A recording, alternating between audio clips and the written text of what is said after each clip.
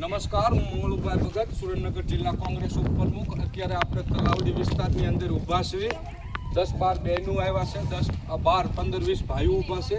જે આ વિસ્તારની પરિસ્થિતિ જે છે એ પરિસ્થિતિ વિશે આપણને જણાવું છું કે આ વોર્ડની અંદર 30 વર્ષથી ભાજપના આગેવાનો મોટા મોટા માખણના લોંદા મારી અને મત લઈ જતા હોય છે, પણ ચૂંટણી જાય ત્યાર પછી એ આગેવાનો કોઈ દેખાતા નથી. અને અત્યારે આ બહેનો મને એવું કહે છે કે અત્યારે અમારે 10-10 દિવસે પાણી આવે છે, 20-20 દિવસે પાણી આવે છે, અને જે પાણી આવે છે તે ગંદુ પાણી આવે છે, મળમૂત્રથી ભરપૂર ભેગું આવે છે. એટલે અડધી કલાક જેવું પાણી જતું કરવું પડે છે. ત્યાં નળનો ટાઈમ પૂરો થતો હોય છે એટલે નળ વ્યા જાય છે.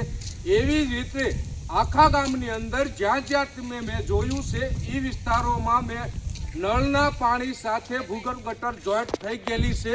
તો મારે એ નગરપાલિકાને કહેવું છે કે તમારા એન્જિનિયરો દ્વારા જે ભૂગર્ભ અને નળનું કનેક્શન જોઈન્ટ થયું છે એ કયા ઠેકાણે થયું છે એનું કાઢી અને વ્યવસ્થિત કરી અને ગામને શુદ્ધ અને સારું પાણી આપો એવી અમારી નમ્ર વિનંતી છે. આ વોર્ડની અંદર જે પાણીની સમસ્યા છે, સ્ટ્રીટ લાઇટની સમસ્યા છે અને રોડ રસ્તા પાણીના કોઈ ઠેકાણા નથી. એટલે ચૂંટણી વખતે વોર્ડ નંબર 5 કહેવાય છે એની અંદર મોટા મોટા આગેવાનો આવે, એમના વડીલો આવે, જે આપણા સમાજ અહીંયા રહે છે પરિવાર એના પણ આગેવાનો આવે. એ આગેવાનોને કાંઈક મોટું અને ખોટું કરવું હોય એ માટે થઈને ભાજપ સાથે રહેતા હોય છે અને આપણને ગેરમાર્ગે દોરતા હોય છે. તો મારું કહેવાનું એ છે કે ઈવડાઈ આગેવાનો પછી હળવદથી આવતા હોય છે, વઢવાણથી આવતા હોય છે, પણ ચૂંટણી પૂરી થાય પછી આપણે આપણા આગેવાનો આપણને જે વચનો દઈને ગયા છે એમાં કંઈ ખરા ઉતરતા નથી. તો બેન, અત્યારે તમારે પાણી કેટલા દિવસે આવે છે? 15-20 દી આવે પાણી પીવે એવું આવે છે? ભાઈ મોટર ચાલુ કરીને દેખાડું તમને કેવું આવે. બાઈસે એટલી આવે ને અડધી કલાક પાણી આપે, અડધી કલાક પાણી આપે પછી બંધ કરી દે. તો આ ટાંકા 15 વર્ષથી બનાયા હે તો શું સોહને બનાયા છે? અને ટાંકા મરેલા જનાવરો આમાં પડ્યા છે. આમ કે મોટરો વાળાને કો મોટરો બંધ કરી દે, તમે બધાને પાણી તમે શું ઘરે ઘરે કેવા જઈએ? એમને ફાસ પાણી છોડવું જોઈએ ને. જ્યારે મત લેવા હોય ને બધું કરવું હોય ત્યારે મીઠી મારે માખણ મારે ખીચા ભરાઈ જાય એટલે હોવન ઘરે તો એમને આ સભ્ય એમને નો થાવું હોય તો ઘરે બૈરા છોકરા અંબારે આ ધંધા નો કરે. સાચી વાત છે. આપણને આ ગઈ કોણ ભાજપના આગેવાનો વચનો દેવા આવ્યા હતા તમારા રોડ રસ્તા પાણી નહીં, ગટર નહીં, રોડ રસ્તા કઈ નહીં, એમને ખીચા ભરી ગયા ઘરે તો પણ પહેલેથી જ ઘરે રહેવાય અને બૈરા છોકરા સંભાળીને પડ્યું રહેવાય. આવા કોઈને બચારાને કોઈને હેરાન ન કરાય. નહીં પાણી નળ છોડે ને રાય એટલે એક ગાડી ધ્યાન રાખે. અહીંસે પાણી નીકળે ને એટલે આખી શેરી ભરાતી હોય ને એટલે જોઈ ને પછી આમ કે પાણી બધાને ટાંકા ભરી પણ તારો બાપ અહીંયા ગરીબ ભરી રહ્યા આ જ્યાં તૂટી ગઈ હોય અહીંયા લાઈન તો હમી કરવાની જ નહીં. અહીંયા તો બધા આંધળા થઈ ગયા. આ લાઈન આજકાલની તૂટી ગઈ. તમે નળ છોડાયા ગરી આ તમે જોવાનું પાણી આખા રસ્તાની અંદર ઉબારા મારીને પાણી નીકળે છે.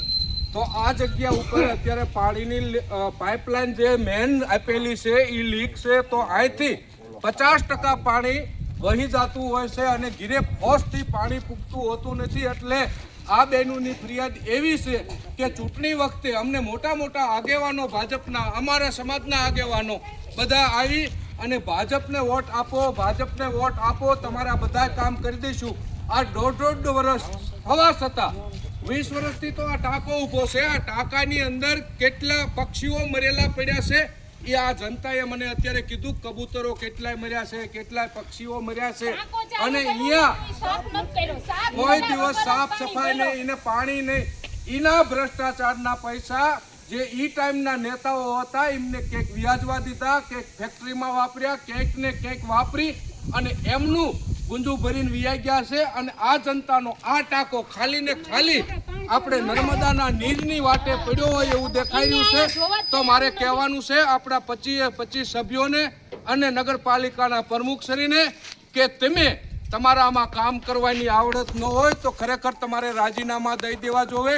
પબ્લિકને છેતરીને વોટ લીધા છે, પબ્લિકને તમે મોટા મોટા વચનો આપ્યા છે. એટલા માટે કહું છું કે આ જનતા તમારાથી ત્રાહિમામ છે અને જનતા હવે તમને ઓળખી ગઈ છે અસલી શેરો. એટલે મહેરબાની કરી અને જલ્દી ને જલ્દી આ રોડ રસ્તા પાણી અને જે પાઇપ તૂટેલા છે એને જલ્દી જોઈન્ટ આપી અને તાત્કાલિક રિપેર કરાવો એવી નમ્ર વિનંતી છે. બોલો હાલો, તમે શું કરતા હતા ઈ? ટાંકો હે ને 15 વર્ષથી ઊભો હે હા. તો પાણી નથી આપતા. અને કોઈ પાણી પેલા ટાંકો બનાવી નાખ્યો આવડા નગરપાલિકાએ. આવા ટાંકો તો આવા કરોડો રૂપિયાના ખર્ચા ખોટા કરે છે નગરપાલિકા. ખોટા તે એકદમ ખોટા. કેટલા વર્ષ અત્યારે ખાલી જ પડ્યો છે. ખાલી જ તમે છે. ભરેલો દેખાડો એક જ વખત. કાલ તો ફીર્યો તો આજ અરે ક્યાં ભર્યો છે? ખાલી છે. ટીપા પડે ને કાંઈ છે જ નહીં. ઈ અતિ જર્જરિત ટાંકો થઈ ગયો છે. 15 વર્ષ ઊભો છે એના હિસાબે. એટલે નગરપાલિકાને કહું છું એ પાણીના ટાંકામાં તમે પાણી ભરશો નહીં, નકર એક્સિડન્ટ થશે તો આ આજુબાજુ વાળાને કોઈ નુકસાન થશે તો સીધી લીટીમાં જવાબદાર નગરપાલિકાના પ્રમુખ અને ચીફ ઓફિસર રહેશે એવી અમારી વિનંતી આ આખા ગામના નગરજનોની છે. નગરપાલિકે જાય તો કઈ જવાબ ન આપે. નગરપાલિકા વાળા ખાલી મહિને પગાર લેવા આવે એવું અમને લાગે.